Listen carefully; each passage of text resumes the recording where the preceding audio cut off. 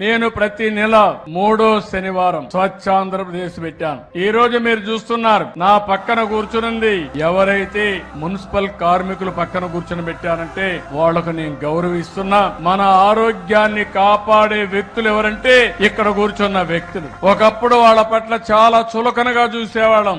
ఈ రోజు మనం అందరిలో కూడా గౌరవం పెరిగింది. మన ఆరోగ్యాన్ని కాపాడుతున్నారు, మన కోసం పనిచేస్తున్నారు. ఎవరు చెయ్యని పని వాళ్ళు చేస్తున్నారు. అలాంటి వాళ్ళని మానవతా దృక్పథంతో చూడడమే కాకుండా సమాజం గౌరవించాల్సిన అవసరం ఉంది.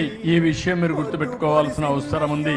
అలాంటి వారి జీవితాల్లో కూడా ఎన్నో సమస్యలు ఉన్నాయి. వాళ్ళకు కూడా హామీ ఇస్తున్నాం. భవిష్యత్తులో మున్సిపల్ కార్మికులు ఎవరైతే ఉన్నారో వాళ్ళందరినీ ఆదుకునే బాధ్యత ఈ ప్రభుత్వం తీసుకుంటామని చెప్పి మీ అందరికీ హామీ ఇస్తున్నాం. ప్రతి 3వ శనివారం రాష్ట్రంలో పనిచేసే అందరికీ ఒకటే విజ్ఞప్తి చేస్తున్నాను. 30 రోజుల్లో 29 రోజులు మన కోసం పనిచేద్దాం.